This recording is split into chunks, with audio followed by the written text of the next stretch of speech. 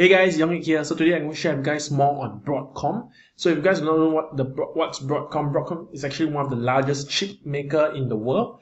Last night after earnings, after market close, right, which is 13th of June, Broadcom actually fell almost 8%. I mean, 8% seems small, right? But in the money term, in the USD term, it actually fell 21 to $23 around there. So it's actually a significant jump considering it actually fell from 282 all the way down to 257. So it's a huge jump. And now the question is that, do you buy Broadcom or not? So what happened, right? What happened was that for Broadcom, they actually released earnings last night. They actually beat earnings, but then they fell short of revenue. And on top of it, it was down 7.3% pre-market. Last night was 8%, but pre-market was down 7.3% because it's cautioned about the slowdown ahead. So let's dig in more into it. Right, Broadcom actually fell 7.3% after hours. Revenue grew 10%, meaning to say that there's still demand for their business. Gross margin grew 540 basis points, so that's also quite good. I mean, everything about Broadcom seems rather good in terms of how the business is doing, right? So with that said, if you take a look at the minutes chart for Broadcom, you can see that technically, it did shot up high, right? When they announced earnings, it did shot up very, very high over here. In fact, it went up from the market closed around here 281, it shot up to 284, right? So market was very, very optimistic. Then what happened? It suddenly just fell all the way down. Why? Now, because the CEO, actually, I mean, this is an analyst conference call, right? So it's not an analyst conference, so it's a conference call by the CEO to the analysts and to the market, to shareholders. So the CEO actually, state that yes, there is geopolitical uncertainty and export restrictions to a large customer.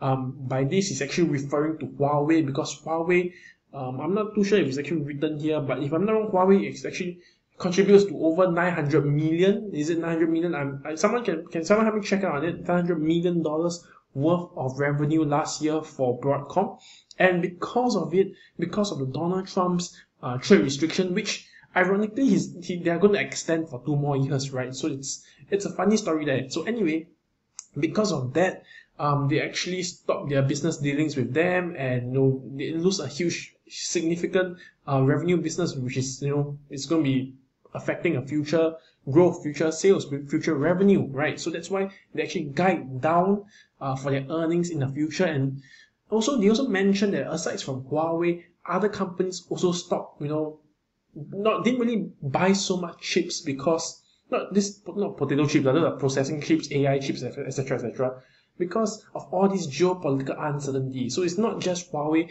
but the thing is that Huawei actually snowballed into a lot other companies around the world, and this actually affects Broadcom revenue. Well, with that said, you can see that chip makers over the whole market actually slumped all the way down. We have pre-market Qualcomm down 1.9%, Intel down 1.1%, Xilinx down 2.5%. STM, I don't know what's STM. I'm going to take a quick look at STM. STM, nope. Oh, okay, this is, I have never heard of this company before, but we have heard of Micron also. So Micron is also down. Nvidia is also down. NVDA, we also see that AMD is also down. AMD is also down 1.7%. So, by the way, AMD, we actually, every single week, we actually hold a live webinar session every single week. We hold it live for our communities, right? And we actually, if you guys are actually early, or you can watch back the previous one, you can see that we did mention that actually AMD formed a reversal pattern over here already. So that day you can go back to watch the video, a reversal pattern, and true enough, it did keep going all the way down. Now, if you actually think that you can buy down here on the weakness, actually you're wrong, because it did show that there's weakness. The sellers are coming in because of the long wedge here, the wicks here, the tail here, and then next day it's a confirmation bar. So sellers are coming in, and if you think you can buy into AMD, you're wrong. Furthermore, it has formed a double top over here. So be careful when you trade AMD. Although AMD is a very, very, very good stock in terms of you collecting options, premiums, but still you must be aware of the technicals. Alright. So anyway, back to Broadcom, AVGO. Now, the question now is, should you buy this dip over here? Now, I would say that I really don't know. Right. Okay. Let me tell you why. Let's look at past historical, what happened historically, right? So what happened was that, let's refer back to last year, June. Sorry, this is July. Yeah, last year July, Broadcom actually announced earnings, and then it fell short. It actually dropped almost the same amount of money. $24 dropped all the way down to, sorry, it actually dropped $40. This time around is bigger, but in terms of percentage wise, I think it's slightly larger also. Yeah. So after which it dropped all the way down, and because this is a gap down, you'll always see the candlestick trying to cover back the gap because it has dropped significantly too much. So you always try to cover back the gap. This is called a morning gap, if I'm not wrong. You can research it up. It's called a morning gap. Similarly, you see over here, it has gapped all the way down, and then you try to cover back up. Now, there's times where it actually gap up and then still remain up because the momentum is there, but I can see that intraday it did come down. So whatever the case is, every time they see a gap, most likely you'll try to cover back. The candlestick, the market psychology is that you'll try to cover back on that same day. But obviously you can't cover all the way back, so you did cover as much as possible. And the thing is that after which you see the market go all the way up, right? But this time round is different, right? This time round there's geopolitical uncertainty, and it's going to be there for 2 years.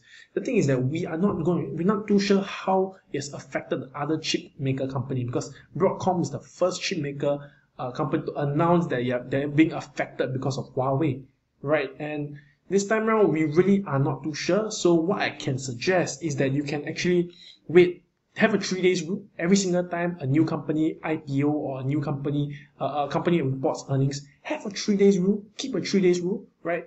Wait 3 days later to determine. Let the buyers buy out and be exhausted before you think, hey, maybe is it time to sell a call or something, and let the sellers sell until maybe they're exhausted and it's a good time to buy a call or sell a put. All right, so these are things that you should do, you should practice. It's a good practice because when the market just fall, right, when the market just report earnings, you may see, wow, it's a huge opportunity.